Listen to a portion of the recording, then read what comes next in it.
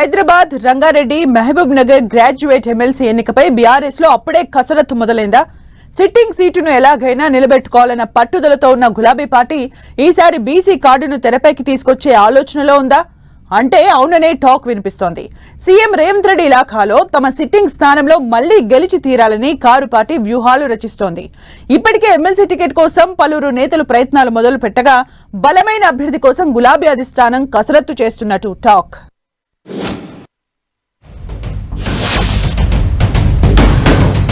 Hyderabad graduate MLC సీటుపై BRS focus. ఈసారి BC నేతను బరిలోకి దించే యోచనలో అధిష్టానం. టికెట్ రేసులో ముగ్గురు నేతలు, గులాబీ బాస్ మధ్యలో ఏముంది? నేతలతో కేటీఆర్ మంతనాలు, అభ్యర్థి ఎంపికపై కసరత్తు. Hyderabad Rangareddy Mahabub Nagar graduate MLC seat BRS కు చాలా కీలకం. 2021లో సురభి వాణిదేవిని బరిలోకి దించి ఈ స్థానాన్ని తొలిసారి గులాబీ పార్టీ తన ఖాతాలో వేసుకుంది. అయితే ఎమ్మెల్సీ సురభి వాణిదేవి తిరిగి పోటీ చేసేందుకు ఆసక్తిగా లేరన్న ప్రచారం జరుగుతోంది. తన కుటుంబం నుంచి మరో అభ్యర్థికి అవకాశం ఇవ్వాలని ఆమె అధిష్టానాన్ని కోరినట్లు తెలుస్తోంది. ఇక్కడే అసలు ట్విస్ట్ తెరపైకి వచ్చిందంటున్నారు. ఈసారి బీసీ సామాజిక వర్గానికి చెందిన అభ్యర్థినే బరిలోకి దింపాలన్న ఆలోచనలో పార్టీ అధినేత కేసీఆర్ ఉన్నారన్న ప్రచారం బీఆర్ఎస్ వర్గాల్లో జోరుగా సాగుతోంది. గ్రాడ్యుయేట్ ఎన్నికల్లో కేవలం పార్టీ క్యాడర్ మాత్రమే కాదు, ఉద్యోగులు, యువత, ప్రైవేట్ రంగంలో పనిచేసేవారు, నిరుద్యోగులు, ప్రొఫెషనల్స్ చాలా కీలకంగా ఉంటారు. దీంతో సామాజిక సమీకరణాలతో పాటు వ్యక్తిగత ఇమేజ్, సంస్థాగత అనుభవం ఉన్న అభ్యర్థిని ఎంపిక చేయాలని కూడా పార్టీ భావిస్తున్నట్లుగా talk. Hyderabad Rangareddy Mahabub Nagar graduate MLC ఎన్నికను బీఆర్ఎస్ సాధారణ ఎమ్మెల్సీ ఎన్నికగా చూడటం లేదన్నది మరో ఆసక్తికరమైన చర్చ. హైదరాబాద్ రంగారెడ్డి మహబూబ్ నగర్ పట్టభద్రుల ఎమ్మెల్సీ సీటు 43 అసెంబ్లీ నియోజకవర్గాల్లో రాజకీయ ప్రభావం చూపించే ఎన్నిక. ఇక్కడ గెలిస్తే కాంగ్రెస్ ప్రభుత్వంపై గ్రాడ్యుయేట్ ఓటర్ల తీర్పుగా ప్రచారం చేసుకునే అవకాశం బీఆర్ఎస్ కు ఉంటుంది.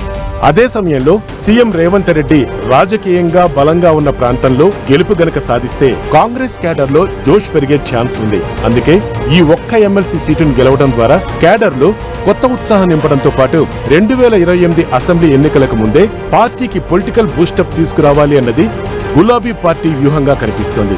ఈ కారణంతోనే అమెరికా పర్యటనలో ఉన్నప్పటికీ బీఆర్ఎస్ వర్కింగ్ ప్రెసిడెంట్ కేటీఆర్ అభ్యర్థి ఎంపికపై పార్టీ ముఖ్య నేతలతో టెలికాన్ఫరెన్స్ ద్వారా చర్చించినట్టు తెలుస్తోంది. ఎవరిని బరిలోకి దింపితే గెలిచే అవకాశాలు ఎక్కువగా ఉంటాయి, బీసీ సమీకరణాలు ఎంతవరకు పనిచేస్తాయి, గ్రాడ్యుయేట్ ఓటర్లలో పార్టీకి ఉన్న బలం ఎంత, కాంగ్రెస్ బీజేపీలను ఎదుర్కొనే సత్తా ఎవరికుంది, ఈ లెక్కలన్నింటినీ బేరీజ్ వేసిన తర్వాతే తుది నిర్ణయం తీసుకోవాలని పార్టీ భావిస్తున్నట్లు తెలుస్తోంది. ఈ నేపథ్యంలోనే ముగ్గురు నేతల పేర్లు టికెట్ రేసులో బలంగా వినిపిస్తున్నాయి. గతంలో హైదరాబాద్ రంగారెడ్డి మహబూబ్ నగర్ గ్రాడ్యుయేట్ ఎమ్మెల్సీ ఎన్నికల్లో ఒక దశలో టికెట్ దాదాపుగా ఖరారైంది అన్న ప్రచారం జరిగినప్పటికీ చివరి నిమిషంలో అనూహ్యంగా సురభి వాణిదేవిని బరిలోకి దించారు. ఇప్పుడు మరోసారి అదే సీటుకు కసరత్తు జరుగుతుండటంతో ఈసారి తనకు అవకాశం ఇవ్వాలంటూ నాగేందర్ గౌడ్ అధిష్టానాన్ని రిక్వెస్ట్ చేస్తున్నట్లు సమాచారం. ఇప్పటికే కేటీఆర్, హరీష్ రావును కలిసి తన అభ్యర్థిత్వాన్ని పరిశీలించాలని కోరారట నాగేందర్ గౌడ్. ఇదిలా ఉంటే నాగర్ కర్నూలు జిల్లాకు చెందిన మాజీ ఐఆర్ఎస్ అధికారి ఉదయకాంత్ కూడా ఎమ్మెల్సీ టికెట్ పై ఆసక్తి చూపిస్తున్నట్లుగా సమాచారం. ఆయన ఇప్పటికే కేటీఆర్ ని కలిసి టికెట్ కోసం రిక్వెస్ట్ చేశారని అంటున్నారు. ఒకవైపు రాజకీయ అనుభవం ఉన్న నేతల పేర్లు, మరోవైపు అడ్మినిస్ట్రేటివ్ బ్యాక్గ్రౌండ్ ఉన్న కొత్త ముఖాల పేర్లు తెరపైకి వస్తున్నాయి. తెలంగాణ బెవరేజెస్ కార్పొరేషన్ మాజీ చైర్మన్ దేవి ప్రసాద్ పేరు కూడా ప్రచారంలో ఉంది. మరోవైపు ఈ 3 జిల్లాల్లోనూ విస్తృత పరిచయాలున్న retired IPS RS Praveen Kumar ను బరిలోకి దింపితే ఎలా ఉంటుంది అన్న దానిపై కూడా బీఆర్ఎస్ లో మేధోమతం నడుస్తోందట. అటు స్వేరోస్, ఇటు ఉద్యోగులు, మరోవైపు విద్యార్థుల్లోనూ ఆర్ఎస్పీకి మంచి ఫాలోయింగ్ ఉండటం కూడా కలిసి వస్తుంది అనే అభిప్రాయాలు వ్యక్తమవుతున్నాయి. ఒకవైపు బీసీ కార్డ్, మరోవైపు పాత క్యాడర్ బలం, ఇంకోవైపు గ్రాడ్యుయేట్ ఓటర్లను ఆకర్షించే కొత్త ఫేస్ల కోసం సెర్చింగ్. ఇప్పుడు గులాబీ పార్టీలో ఇదే కీలకమైన అంశం. నాగేందర్ గౌడ్, ఉదయకాంత్, దేవి ప్రసాద్ తో సహా మరికొందరు ఆశావాహులు కూడా రేసులో ఉన్నట్లు తెలుస్తోంది. గులాబీ బాస్ కేసీఆర్ ఎవరికి గ్రీన్ సిగ్నల్ ఇస్తారు? బీసీ సమీకరణాలకే పెద్దపీట వేస్తారా, లేక అనుభవం, వ్యక్తిగత ఇమేజ్, గ్రాడ్యుయేట్ ఓటర్లలో ఉన్న ఆదరణను బేస్ గా తీసుకుంటారా?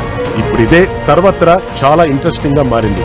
ఎమ్మెల్సీ ఎన్నికకు ఇంకా టైం ఉన్నా గులాబీ పార్టీలో మాత్రం టికెట్ రేస్ అప్పుడే వేడెక్కినట్టే కనిపిస్తోంది.